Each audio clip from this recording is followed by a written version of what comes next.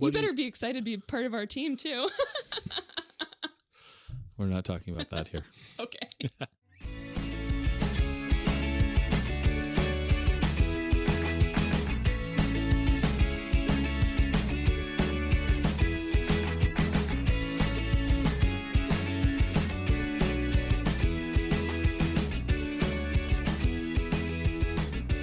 Welcome to the Exploring Washington State podcast. Here's your host, Scott Cowan. All right, welcome back to this episode of the Exploring Washington State podcast. We're going to have technical difficulties, but it'll be fun. I'm with Allie Schank, the general manager of the Wenatchee AppleSox. Allie, thanks for making the time to sit here with me today. Thanks for having me on here, Scott. So you are the root cause of these the series of podcasts where we're talking to the West Coast League teams in Washington State, because you and I talked about doing stuff with the AppleSox this summer, and so you're responsible for all of this. I take full responsibility then, I guess. complete blame. Why don't you go ahead and give us a little bit of your backstory before we talk about the team, though? How did you get to the position that you're in today? Okay. Long answer, I guess. But I graduated from the University of Georgia in 2018 with a marketing and also a sports management degree. Roll Tide. Yeah, okay. All right. National champions, though, right here. But I ended up graduating from there in May of 2018, and this position became available as the assistant general manager. Jose at the time was purchasing the team, and so Jim Corcoran, who was the previous ownership group, he actually ended up hiring me to come in and kind of replace him and also the previous assistant general manager at the time. So long story short, I packed up, moved, and got all the way over here. But basically, I've loved sports my entire life, and I've always wanted to be involved in some sort of sporting event, some sort of entertainment facility in some sort of capacity. And so I've just to be able to have this full circle moment of being able to be the athlete and then go in and be in charge and be the back office and be the managerial staff, I guess. I'm like rambling now at this point, but. So you played sports? Yes, I did. What'd you play?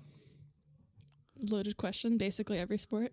Well, what was what were you the most proficient at? Okay, so I was on the crew team at Georgia. So I was a rower in my junior year of high school all the way until sophomore year of college. But I also I swam year round for about 7 years. And then I swam on our varsity high school team, and I did gymnastics, and I did cross country, and I did soccer, and yeah. Basically everything except for softball was what I... Everything but softball. Okay. So you moved to Wenatchee. Yes. Had you ever been to Wenatchee before? No, never. I had gone to Leavenworth, though. So I went to, I do have family on the other side of the mountains. And so I came out here one Christmas, and I think it was 2012. And I actually came out here for Christmas in Leavenworth. So I got to see the stars and the nice little lights up in the trees. And it was beautiful. I have a photo of me sledding down the hill, going tubing down the little Leavenworth ski hill. But other than that, yeah, I'd never been out to Wenatchee. So how do you like it? I love it. Okay. It's beautiful. Okay. Can't complain. I like the outdoors. Okay. We'll come back to that later. So when I've been talking to the other GMs in the Washington teams, so, that's walk me through high level. Yes. What does your year look like? Because I've learned some things. And I was surprised. So I'm just curious, and I'm not going to say what I've learned. I'm going to ask you kind of the same question though. It's like, let's start with January. Well, no, actually, let's. No, you got to start in September basically. Okay, yeah. All right. So let's start September. Season ends middle of August. For us, we sublet the park from the college, and so we actually have to go in, clean up all of our stuff, make sure that we are giving the college back the park in the same condition, if not better, than what we actually received it in. And so that is probably about a week-long process just to get everything cleaned up, everything taken down, everything kind of moved around and moved to different locations. And then we actually just start working with sponsors. We start talking to people, figuring out logistically what we are going to look at for the next year. So that includes everything from ordering new gear to reserving and booking hotel rooms to kind of making bus arrangements. I laugh because I have a role in everything that we do in the off season, because everything gets planned in the off season. So September, you're cleaning up, shutting down the ballpark. Shut down. You've mothballed the park. Yes. For the off season. One of the things that I've learned that I thought was surprising is that most teams, and I don't know if the AppleSox are doing this, so I'm curious, they start building their roster in September. Yes. Almost immediately, maybe, Yeah. And that caught me by surprise. I'd like to hear why. Walk us through Wenatchee's philosophy on why you're building the team in September and things like that. And so honestly, ideally, you start building the team and you have those relationships kind of established throughout the end of the season. For us, we were a little at a disadvantage because we actually brought in a full new coaching staff this past year, whereas when we were still under the impression that our previous head coach, Ian Sanderson, would be coming back, Ian was starting to reach out to guys that we wanted to be coming back from the previous team already. So that was happening in mid-August at that point. And so the whole purpose of building the team beforehand is because collegiate summer league baseball is it's a very interesting summer program that's actually in place in the U.S., but there are so many different guys and so many different teams that would like to place players during the summer. So they all want to sign and just be done with it and not even think about it. So they kind of, it's almost the way that it's set up for these summer league players. It's you kind of have your roster set in stone by the end of October. How does that work though with, say, an incoming freshman?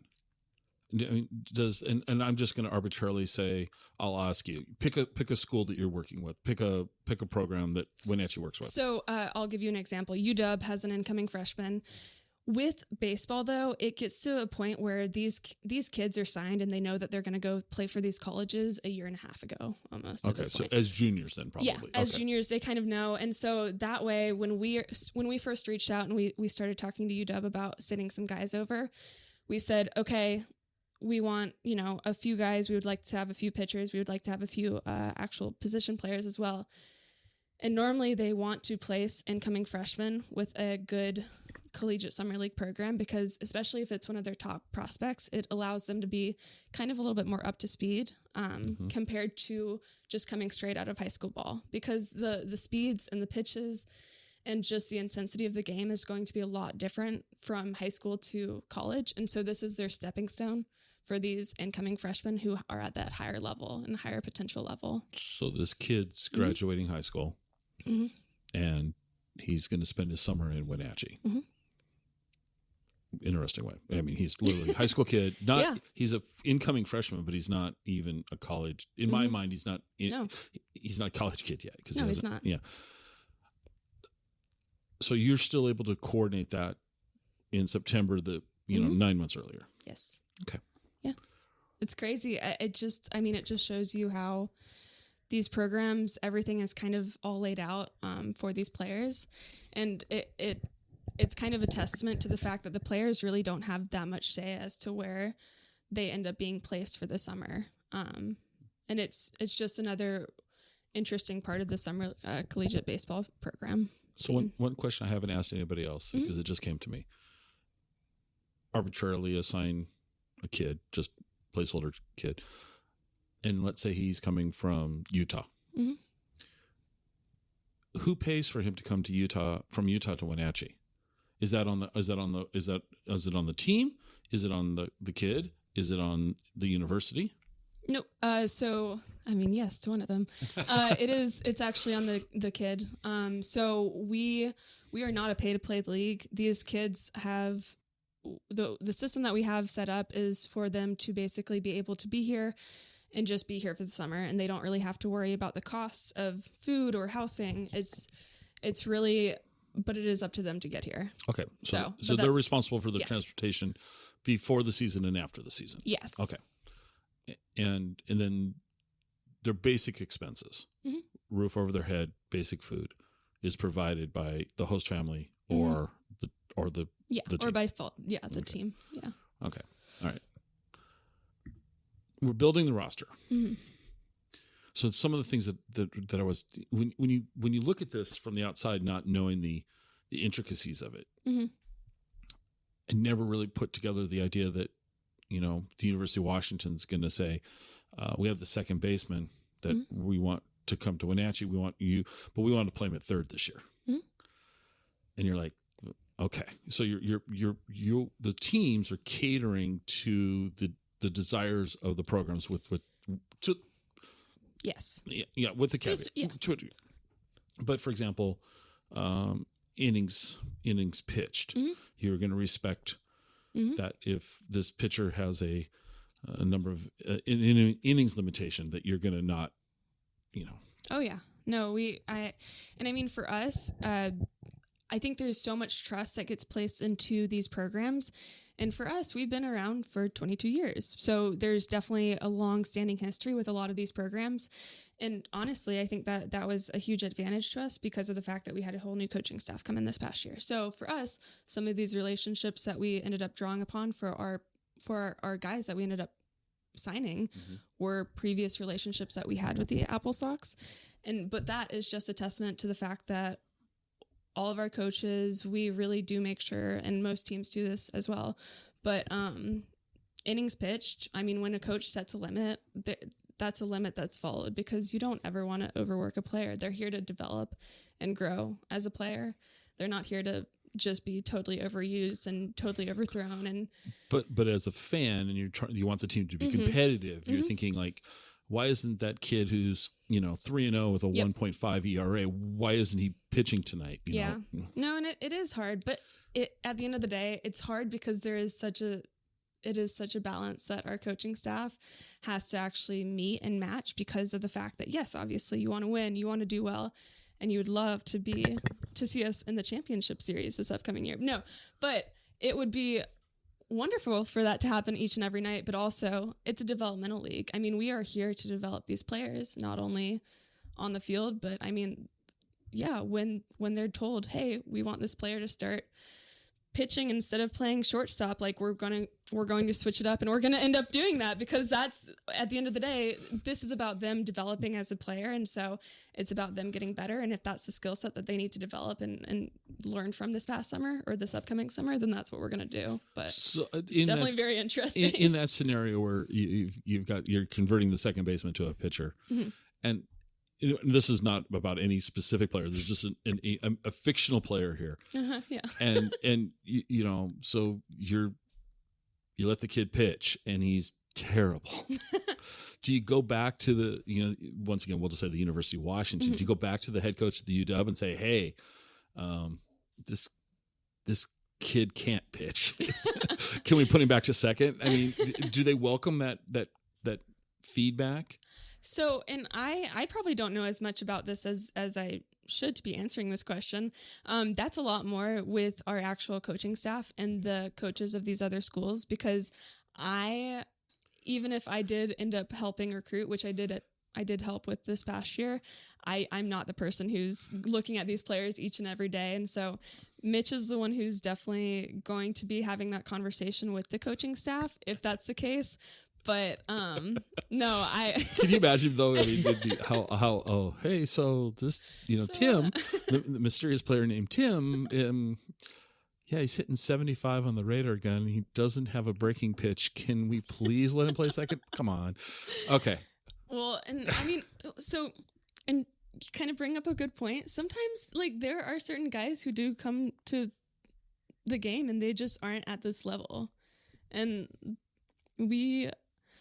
this sounds bad, but like you don't want to set someone up for failure. And so if there is a kid who's over his head with what he's going to be up for in the upcoming season, if he's been here for a few weeks and the coach is like, okay, it's not gelling, he will have that conversation his coach. Right. Or because you just never want to set someone up for failure. Right. Yeah. You want to be as constructive and supportive as you can. Mm-hmm. Okay. So you're building the roster, promos, all of this. So when do you get to take a break?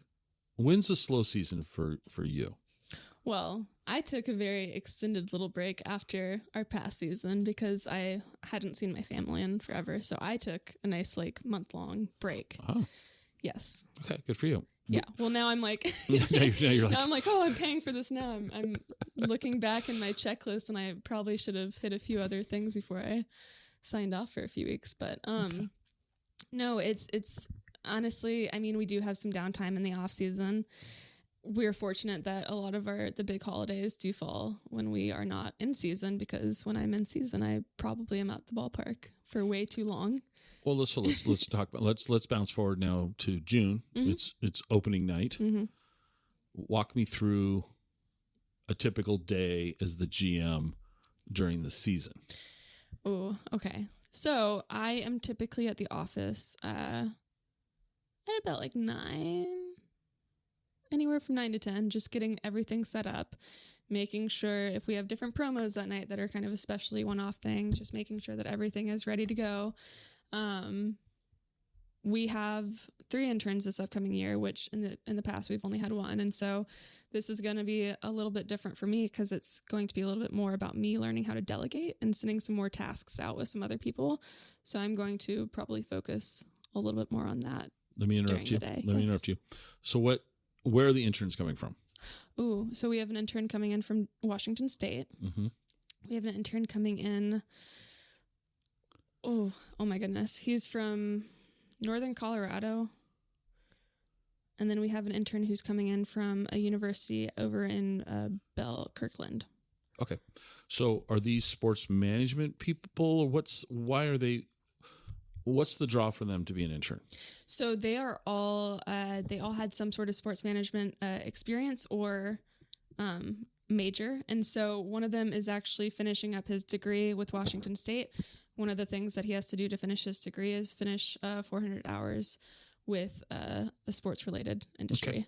And so he is going to be our ticketing and marketing intern. And then we have a video intern because we added a video scoreboard last year. Okay. So we have someone who's going to be creating a lot of video and graphics for the said scoreboard, which will be very fun. Okay. And then we have a photography and also graphic design intern. So it's more or less to make everything a lot more professional and just make it a very good experience for these young professionals who are coming out of school to learn more about the sports world and also apply the skills that they've actually learned in school to what we are doing here.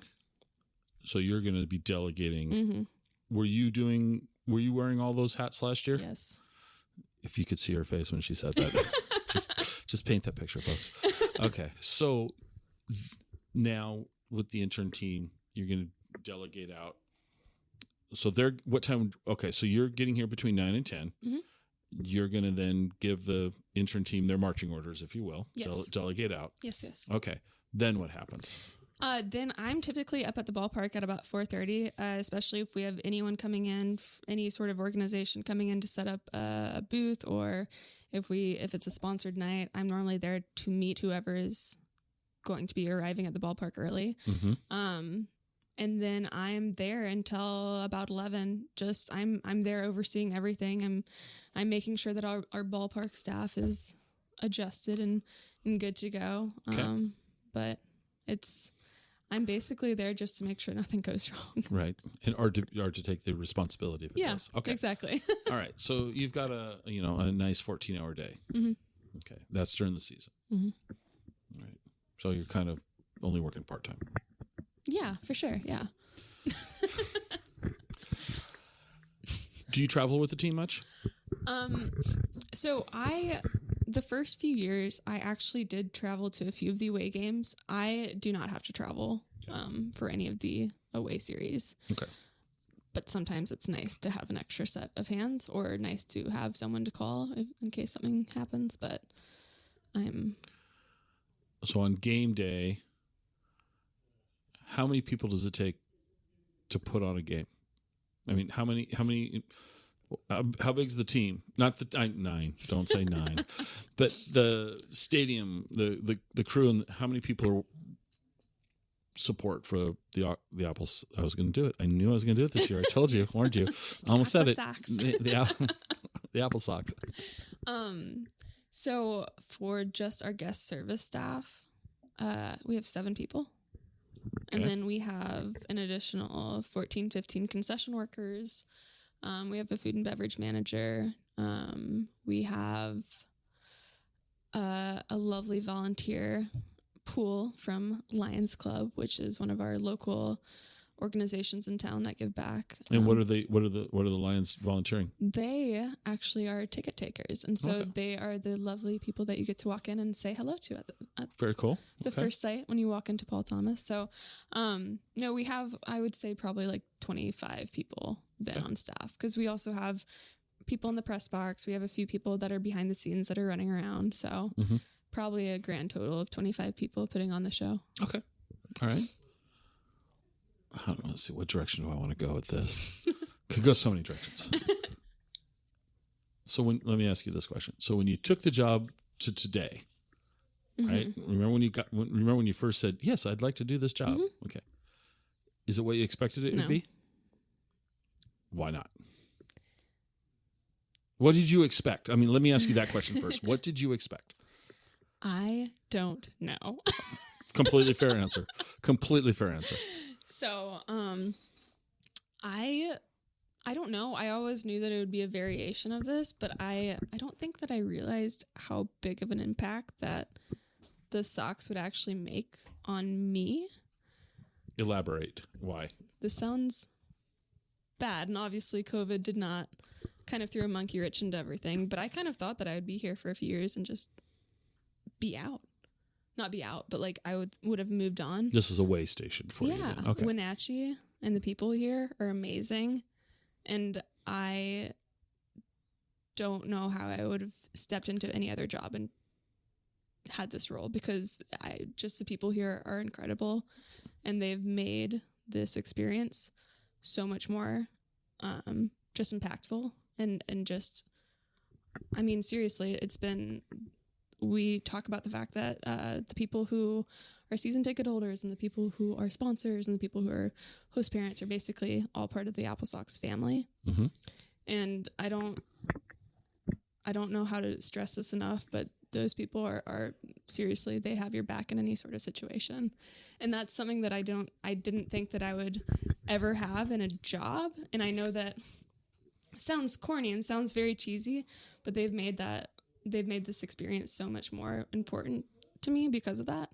And this community, they rally around different organizations and they rally around the AppleSox, and they rally around us. And it's been a crazy way for me to kind of be introduced into this sporting world, but I wouldn't trade it for the world, because it's seriously, it's been amazing. So. You better be excited to be part of our team too. We're not talking about that here. Okay. Crop that out. Yeah, I'll leave it in, but we're not talking about that. No, we'll come to that. Why do you think the AppleSox resonate so well here in Wenatchee? Because I think that baseball to me is such, like, it's such a unity former. I mean, there's no politics. I mean, yes, obviously there are people who will bring different things into it, but to me, baseball is the way that people can come together and really ignore the differences that we have with one another. You ignore, you ignore skin color, you ignore race, you ignore a religion, you kind of ignore everything. I mean, it's all about celebrating the players, and obviously there's going to be a rivalry on the field, but it's more a place of people coming together in celebration and unity than anything. All right, so this is a question I've asked everybody else. Okay. Who is the AppleSox main rival? Oh, the main rival. So I'm looking up at our schedule. Our main rival should be the Yakima Pippins, because we are less than 2 hours from them. But we only played them once this year, so it's I don't know. I would say that some of our main rivals are probably the obvious, the evil empire, Corvallis. So everybody says that, so go ahead and Because everyone wants to beat Corvallis. Like, at this point, it doesn't even matter. It's just anyone except for Corvallis now. Dan, I'm sorry if you're listening to this. But see, and I've said this before, I think we won't make this about Corvallis, but let's take the Yankees. Love them or hate them. Mm-hmm. They're great for the sport because you're going to chase them. Yes. You know, you're going to, this league doesn't have salary caps, but if you're a small market team and you can't sign that up and coming star, you're going to send him to the Yankees and get a boatload of, you keep feeding. Unfortunately, the small market teams have to feed the Yankees. It seems like we don't have that in this league. So I've asked most everybody, like, why is Corvallis? What's making Corvallis so dominant lately? So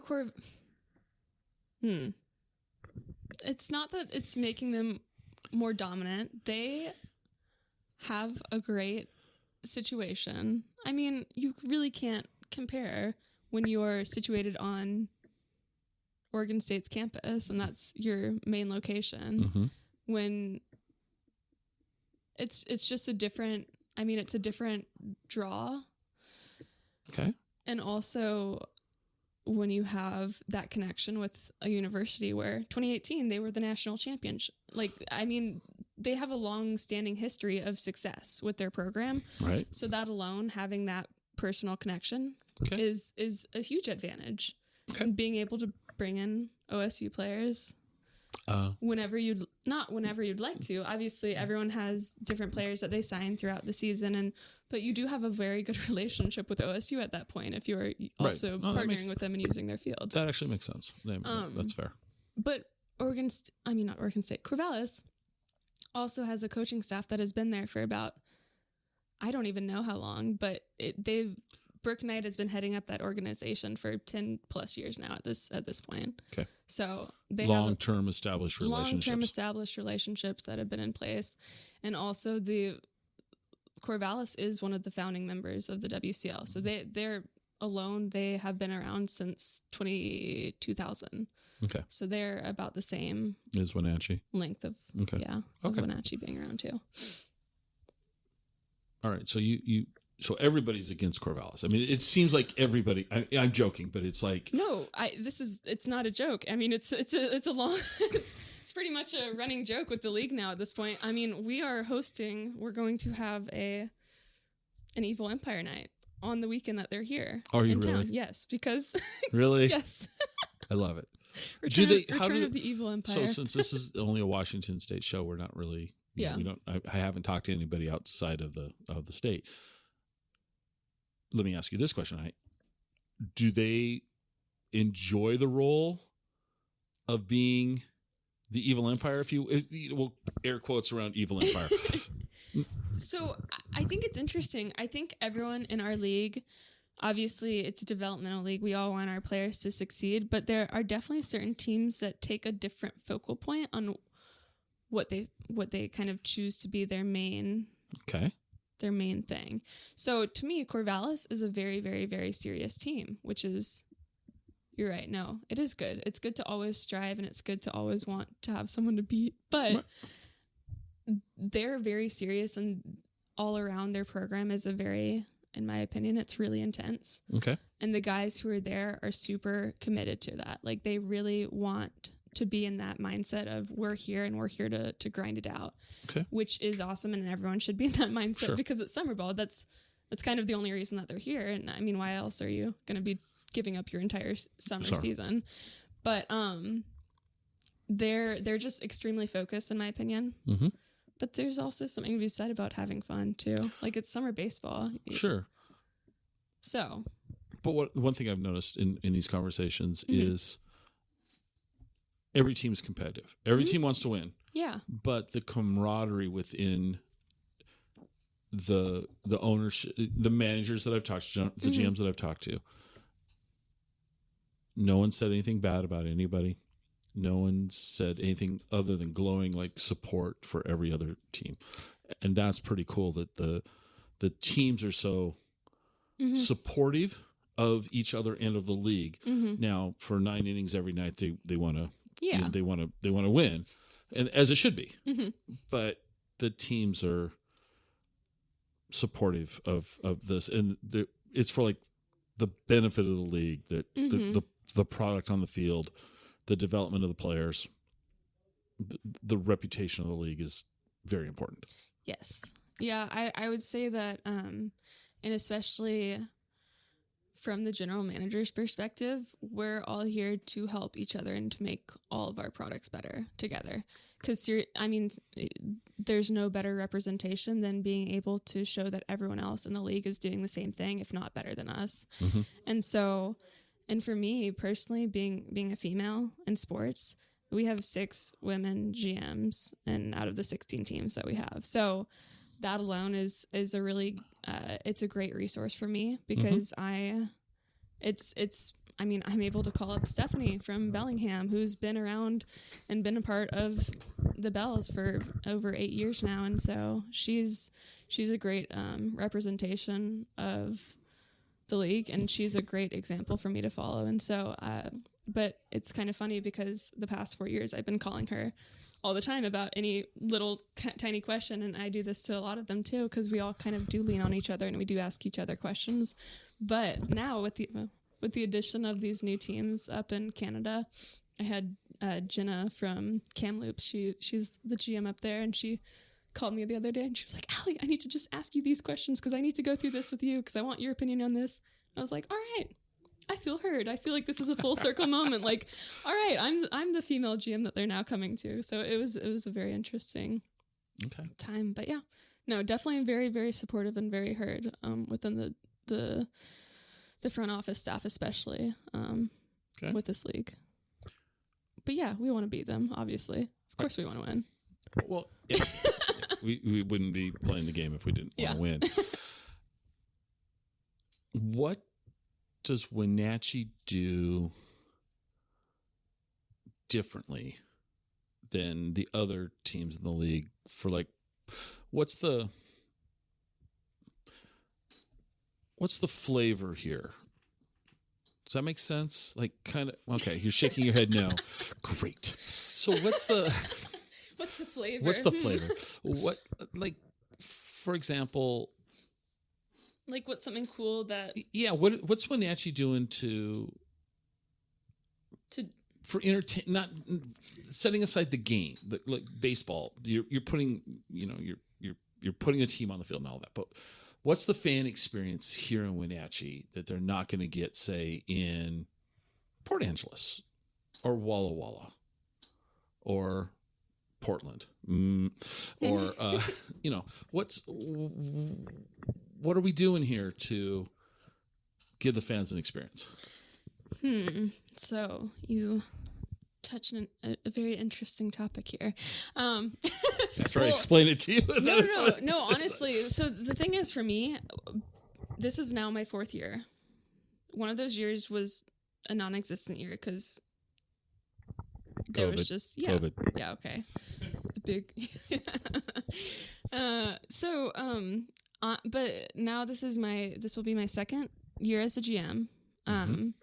Last year, I'm going to be honest with you, we were basically just trying to keep everything kind of going forward. It felt like we were just bobbing for air the entire time. Right. So this season, we have a lot of different promotional things that we are hoping to incorporate that do make the games more Wenatchee, or more specifically catered to make it really special to be here. We have a few, we have really cool different promos that we kind of do that are well known throughout. Like, we have this Washington Lottery sock giveaway. And okay, well, we've been doing it for 8 years. You give me that look. I'm giving you a look. But we've been doing it for 8 years, and the fans know exactly what the PA announcer actually says, because it's been said so many times over the loudspeaker. So, like, people are anticipating it because they're like, okay, 5 strikeouts.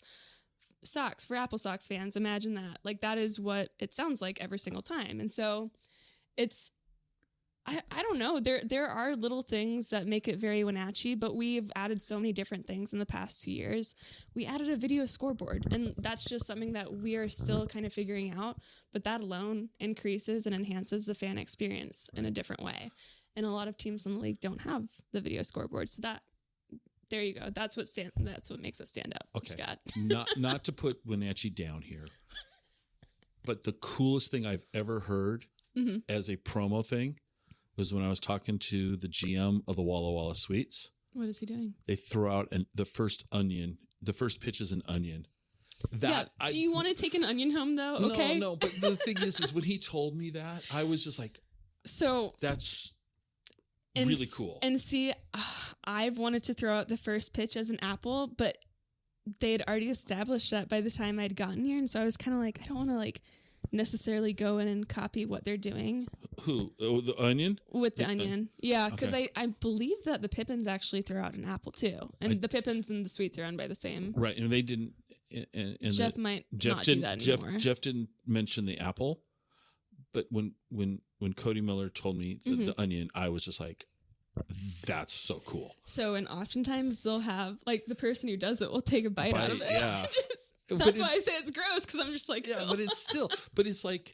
No, it is. It's very uniquely, it's very kind of them. the charm of minor league baseball. Yeah. That's the thing. It's kind of the charm of minor league baseball. Okay, well, we have plenty of charm. Okay, so let's talk about that. So what sort of promotions are going to come up this season that the fans are going to be able to participate? Okay, so we do have a few different promo items that we are we got to see how they worked towards the end of the season last season. So one thing is we are going to have a dizzy bat race, which is going to be super fun and very fun to watch, right? My stomach's nauseous just hearing that. Okay. But so we have a local company in town called Pear Up, and they produce pear cider and also pear-based seltzers. So we partnered with them, and they created a Sox seltzer for this upcoming summer. One of the things that they are partnering with us, though, is we are going to have the Dizzy Bat race. And so hopefully after someone has chugged a Sox seltzer, they will go down there and get to spin around 3 times on the field and then race to first base and race back. So we had a few very adventurous people who decided to tackle the coyote last year. No ideas are being given out at this time, by the way. Okay. Please no one tackle the coyote. Okay. But yeah, we do have a few different cool like promos that we were doing. I see something here on the board, and I don't know that it doesn't have a number next to it. Oh. The dirtiest car in the parking lot. Yes, we do have the dirtiest car in the parking lot. Jet Pro Auto Wash is a sponsor of that. And so one of our interns goes out, takes a little photo, and we get to announce who and put their nice little photo of their dirty car up on the video scoreboard, and everyone gets to see how much they need a car wash. Okay. Yep. Okay. But they get a nice little gift card. They get a car wash out of this deal. They get a car wash out of it. Right. The humiliation of being put up on the scoreboard, they do get a car wash out of it. So perfect. It's a nice little trade off there.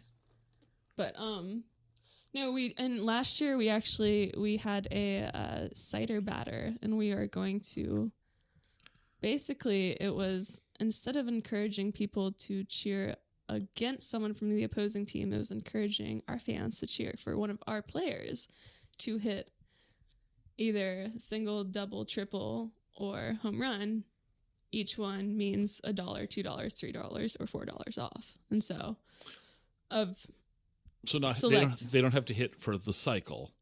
Nope. So if player say Enzo is our player batter of the night. Batter of the night. Okay. If he gets up and he hits a double, it's $2 off. It's $2 off until the end of that inning. Okay. So that's cool. That's a beer promo. That's okay. It's getting cooler, right? Okay. I can't believe you're putting us down over here, Scott. No.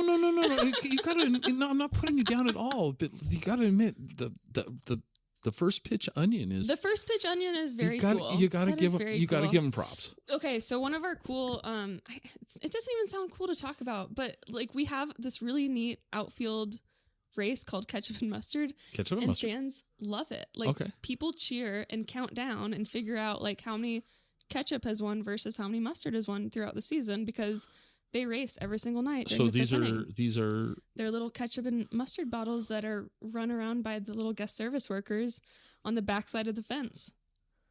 okay. Okay. All right. Yeah. Okay. Yeah. Our guest service workers like to put on a good show sometimes. Do they- sometimes there's tripping, sometimes there's So when they are interviewing, are you telling them that they're going to have to put on the ketchup costume and run? They Yeah. know they're Listen, these kids when they sign up to be guest service workers, they know that they have to be doing field stuff and they know that they might have to be on the microphone. They know that they might have to run around in costume. Okay. They sign up for kind of a lot actually. So here it is, it's going to be July. Mm-hmm. They're putting on a ketchup bottle costume and it's going to be 115 degrees out. Yeah. Nothing can go wrong. No, nothing. Never ever. No. No, honestly, it's all fun. What do the AppleSox do within the community? We try to give back to a lot of different organizations around with monetary and also physical donations and also just volunteer work. I'm pretty actively involved in the Sunrise Rotary Club in Wenatchee. And so I personally do a lot of kind of volunteer work around the community. Mm-hmm. But when the Sox are here during the season, we do have a few different events that we like to have players go out to. We bring them over to a few, like we'll probably go to the Senior Activity Center. We'll go to a few different places around just because when they're here, they're kind of they're a big representation of our organization, but also it's a good representation of Wenatchee too. And so it's, it sounds bad. I guess they could be doing some more community service work and stuff during the summer, but we only have 3.5 months or 2.5 months to kind of have them out and about at different things. But one of the things that I learned early on was that your team is literally showing up a day or two before the season starts. So it's not like there's spring training. There's not like they even know who they're playing with. It was very, it was strange to me because I was like, wow. So what do the AppleSox do to build camaraderie within the players? And so that's something that this upcoming year, this is kind of a change that I have worked on, but me and the coaching staff, we've kind of put together some different events for the players and the coaches to also kind of participate in. So we have our schedule mimics a minor league schedule in the fact that most of their Mondays are actually rest days, technically. And so we have a few different outings and a few different kind of adventures planned for the players to kind of build that, to build the camaraderie, because there are definitely going to be some players who might not necessarily get out of their shells and make those connections off the field. And so they're here, and these connections that they make last a lifetime, but sometimes they actually have to be pushed into those connections too. So we're going to have them go hike Saddle Rock. We're going to have a host family event at the ballpark so that host parents can also meet and mingle with all the other players as well. We are probably going to have them go up to either the bowling alley or Slidewaters. We're still deciding, but we have a few different things that are planned for them because they do kind of have to have that. It sounds bad, but like the almost inorganic, like, okay, you're all going to be together. And I know that they get that on the bus and they get that when they're traveling, but you do have to have that camaraderie and you do have to build those connections really fast because you have to depend and be able to count on the player that's in left field and make sure that he knows that he's going to throw home. You know, like you do have to know that, and you do have to be able to depend on these guys. But it's definitely a very, very interesting and unique situation because, again, unless you're going into some other summer camp for 2.5 months, most of the time you're not living, eating, playing with these guys day in and day out. So it is interesting, but yes, we do try to build the off the field stuff as well, because otherwise I feel like they would just sleep their days away sometimes. Well, they are 18 to 20-year-old guys. Yeah. Of course they are. Baseball players are weird. Sports full of characters. Mm-hmm. Has Wenatchee ever had any characters? Yeah, I would say that you get characters every year. Okay. Any interesting stories, good stories, quirky kids? If you could see the look on her face right now, folks, she's just like, I don't know if I want to answer this. Well, it's not that. I just like some of these kids, I don't know how do you explain some of their personalities. Like some of them are just interesting and unique kiddos. And honestly, I don't see the half of it because I'm not the one on the bus, and the bus trips they play Mafia for the majority of the bus ride. And Mafia. Have you ever? No. It's one of those.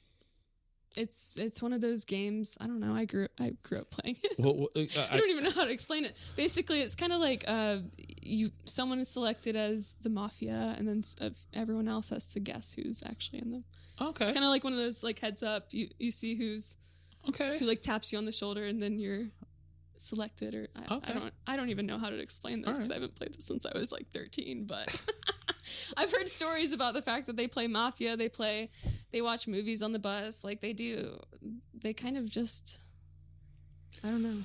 The front office staff is not really privy to any of that. Okay. So I don't know. So one of the things that's a consistent theme is that this league is designed to mimic minor league ball, which is not what these kids are used to at collegiate level. Yes. And it's a grind. It is. And some kids get it, some kids don't. And so this is good for them to see what the future might look like. Yeah.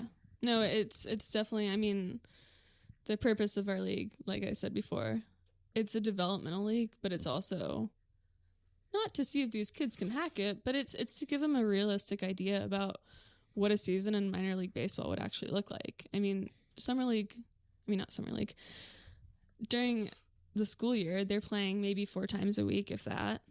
It's a different ball game when you're playing 6 games a week. And then traveling. Yeah, and then traveling on top of that. In minor league, correct me if I'm wrong, but I think they're still doing 6-game series now.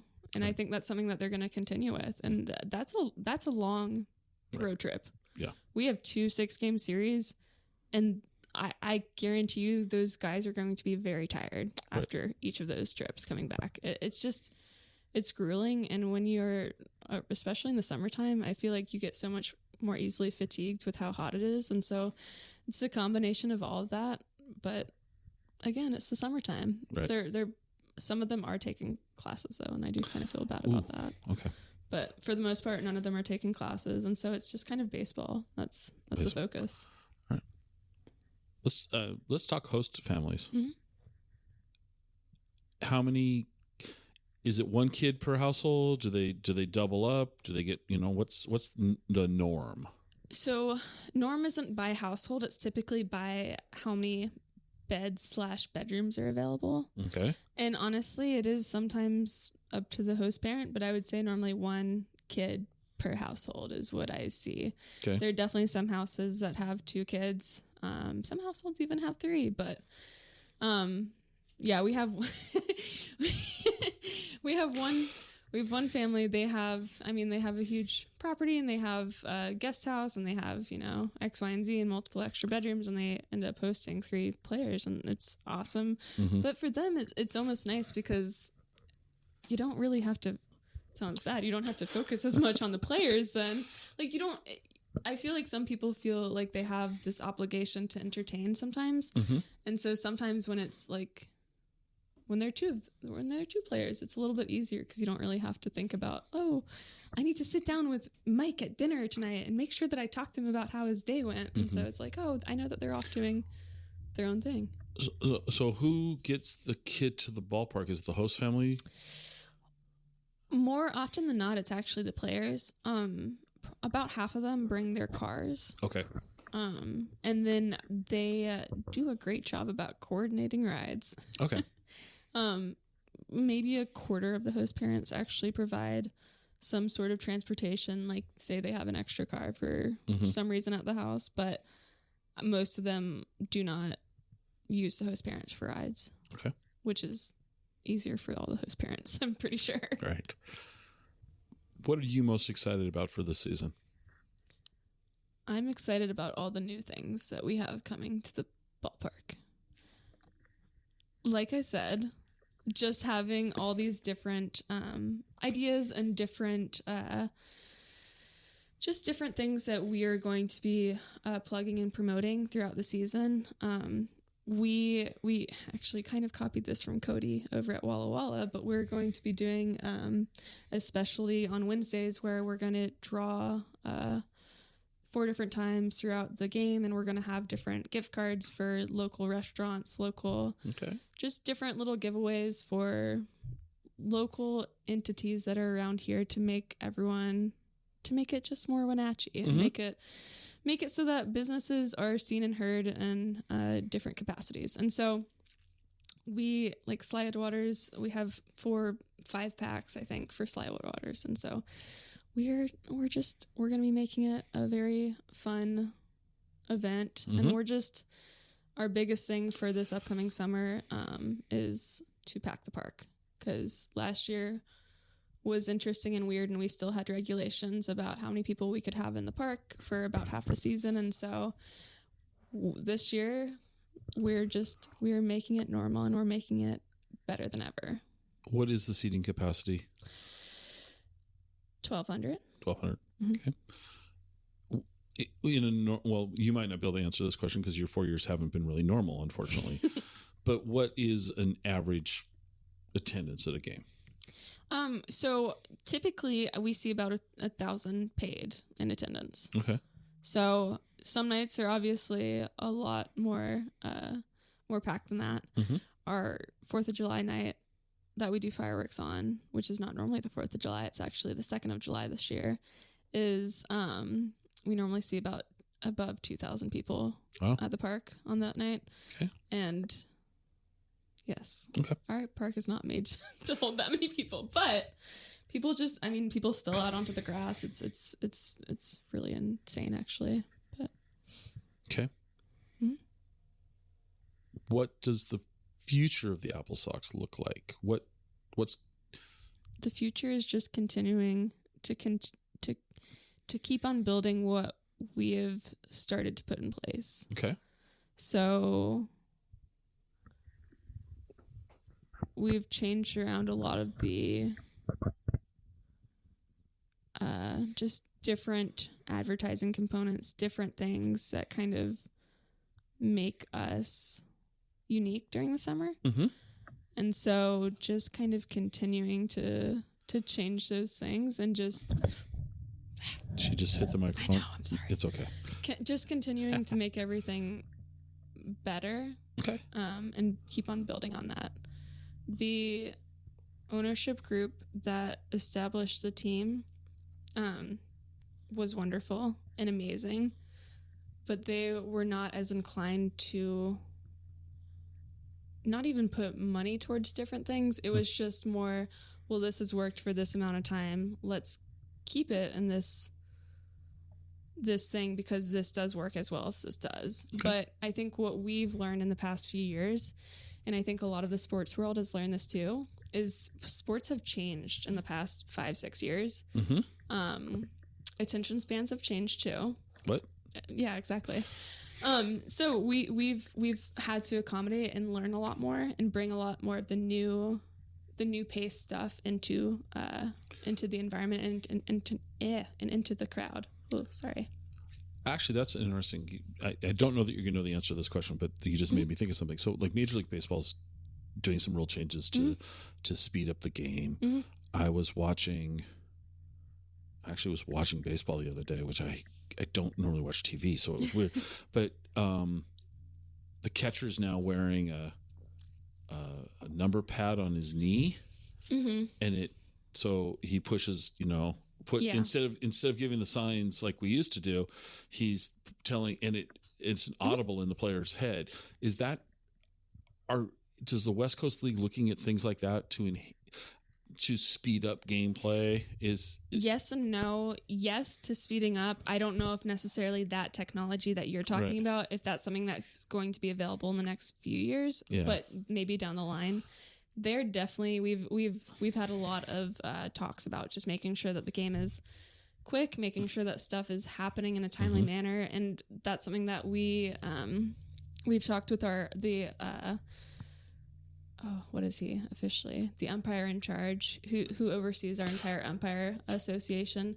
And we've really kind of not made that a point, but it's definitely been brought up and been brought to the attention of everyone. Because unfortunately, baseball's got a bad reputation for being long. And attention spans changing. People want it to go faster, which I'm old. That doesn't seem cool, but I get it. But you just said something, and I've missed this question with everybody else. So I'm glad you said it. Where are the umpires for this league coming from? Oh, okay. So you didn't ask our commissioner about this? I didn't. I know. Okay. Yeah. All right. So, so they come out of a program that's based in Florida. They're the umpire in charge.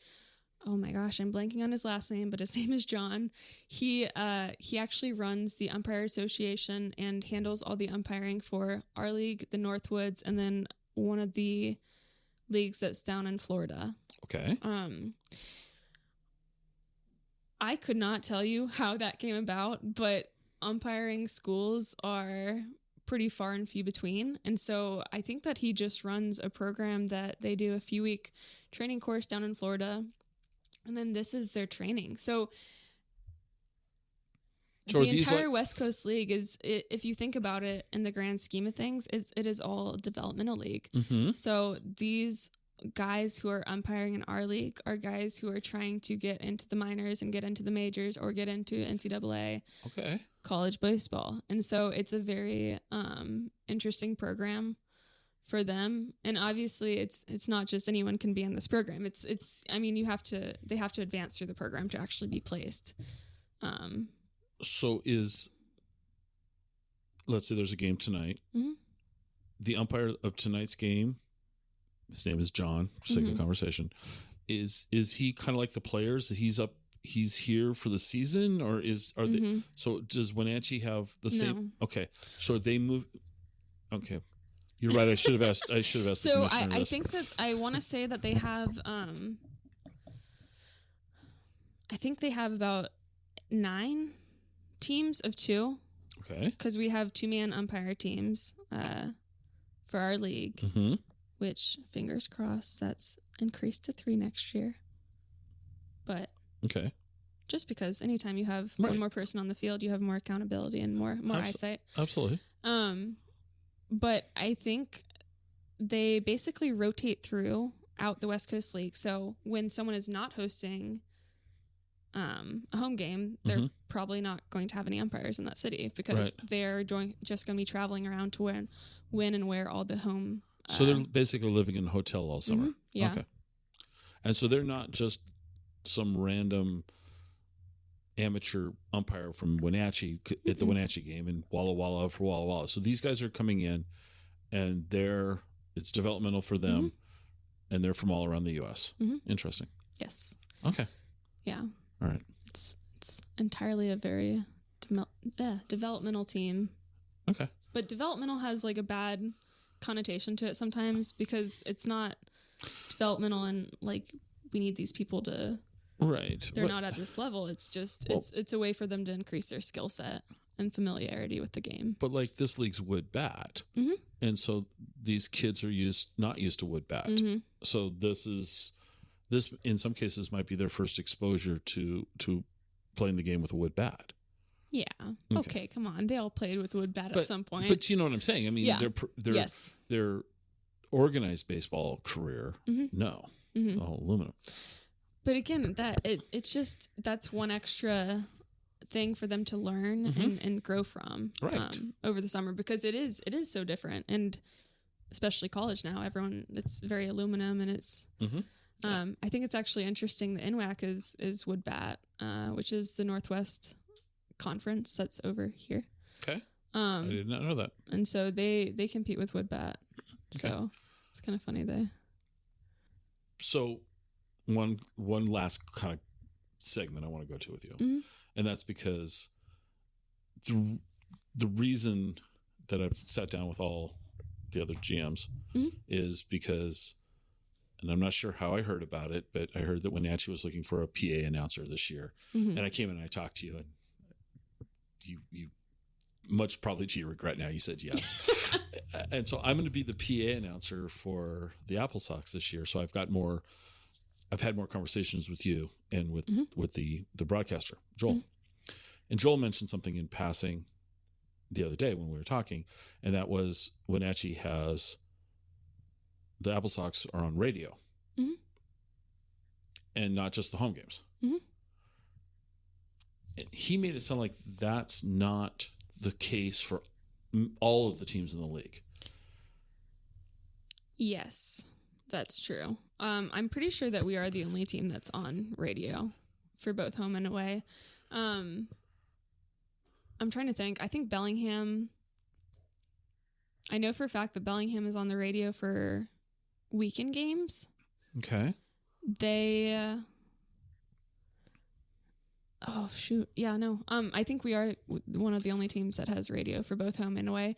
And that's because of the fact that Jim Corcoran, who established the AppleSox in 1999, he previously was the owner of, and I'm blanking right now, but he's owned and operated multiple radio stations over here and over in Seattle. Okay. And so he had a lot of experience with radio, and that was his main kind of point of expertise when he was actually coming into this, was more as the business owner, the radio guy, more of less about the baseball, much less about the baseball, and just more about that side of everything. And so that was something that he established, and he's really has kind of maintained to this day.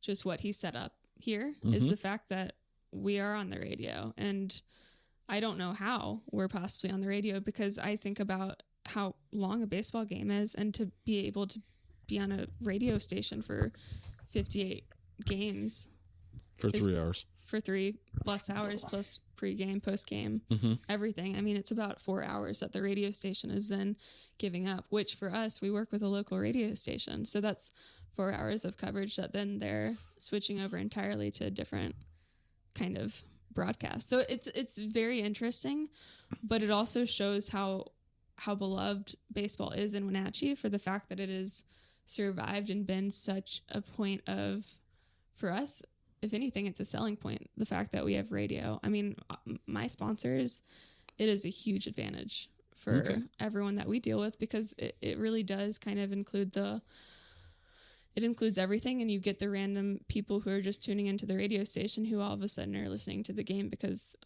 oh, I didn't know that baseball was on air right now, but I'm going to listen to a baseball game because why not? So it's an interesting,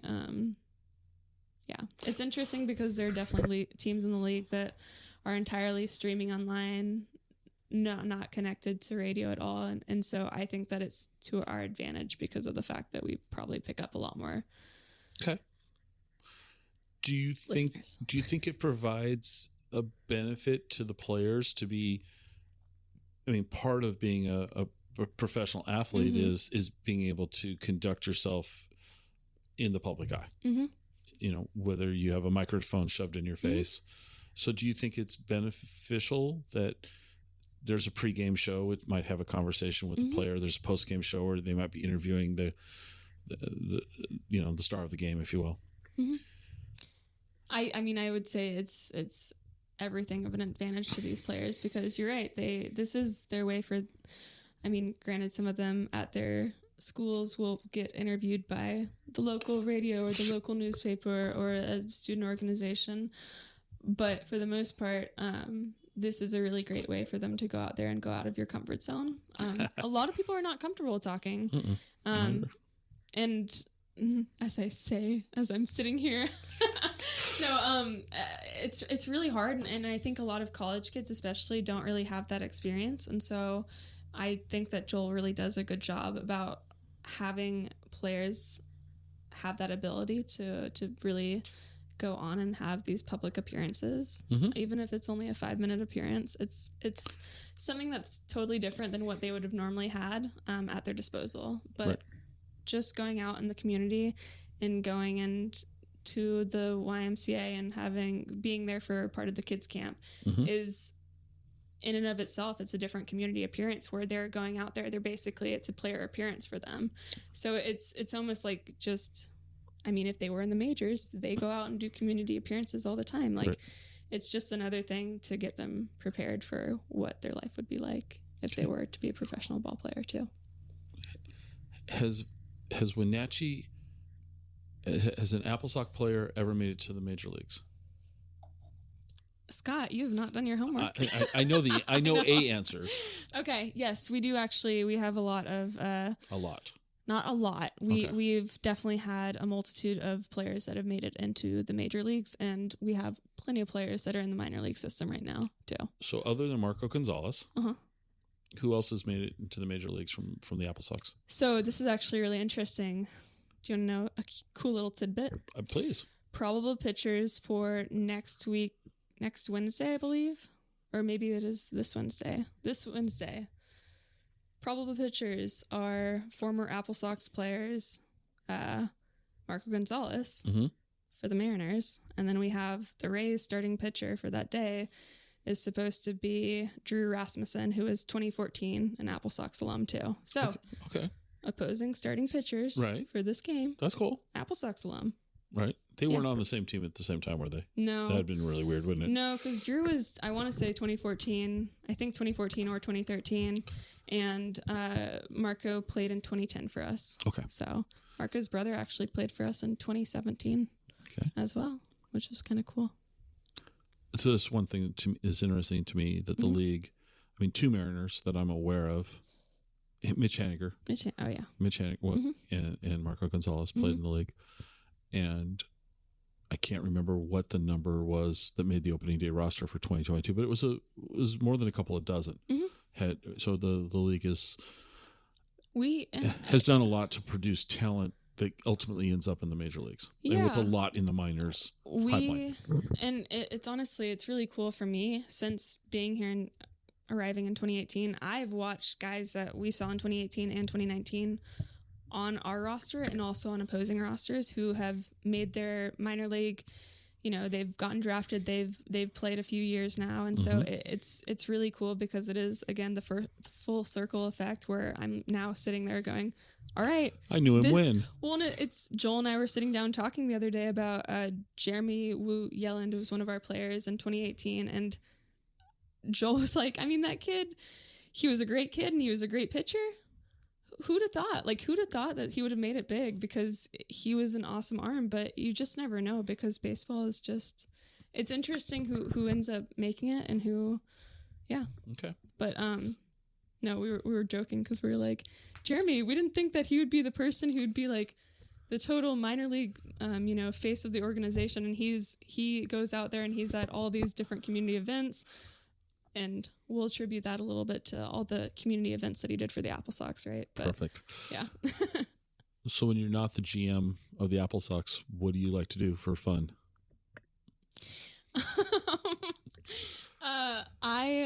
Like I said before, Wenatchee's amazing. I love the outdoors. I go hiking occasionally, and when it's not too cold in avalanche season. But no, I go up to Mission Ridge a fair amount.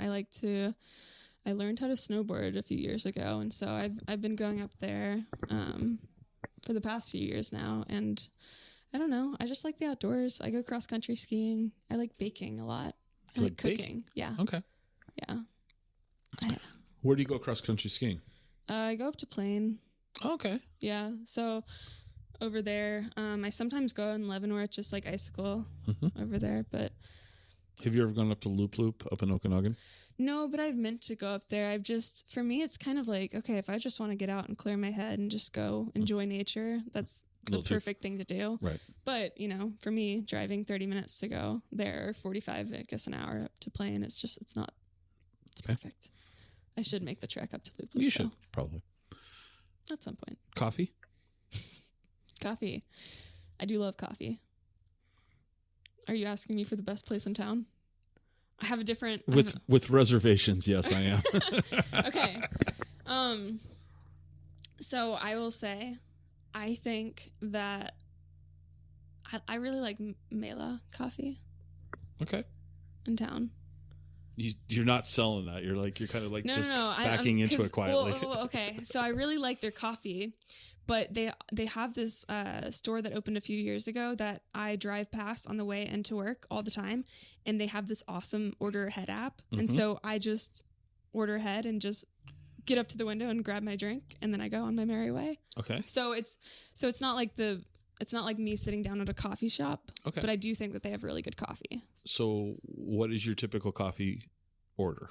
24-ounce oat milk latte with 4 shots. Okay. And I don't do flavorings in it. Okay. That's solid. Yeah. That's solid. Sometimes I get like a cookie on the side, you know. Okay. An oatmeal cookie too, to go with the oat milk? Oh, what? An oatmeal cookie? No. Okay, so what type of cookie? You got to do like the classic, like the really good shortbread sugar cookie with like a good little frosting thing on it. That's like the perfect thing. Okay. That's how I make it through most of my mornings, okay? Is that, okay. Or a LaCroix. A LaCroix, okay. What didn't I ask you that I should have? I don't know. You asked me a lot. I don't know. Okay. That's okay. Put you on the spot. How many games are the AppleSox going to win this year? Oh, man. Well, we're winning all 31 home games. No. Okay.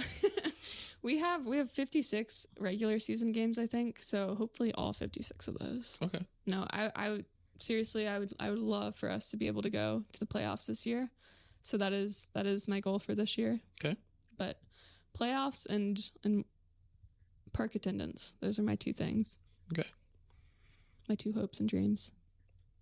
Those are both reasonable goals. If you want to pack the stadium and we want to win the championship. Yeah, of course. Okay. Nothing less. Nothing less. Perfect. Only the best. There we go. Well, thank you for making time to do this. Thank you. I hope it was relatively painless for you. It was very entertaining. Okay. I enjoyed it. I'm excited for the summer, so. This summer's going to be a lot of fun. It will be. All right. Lots of baseball. Lots of baseball.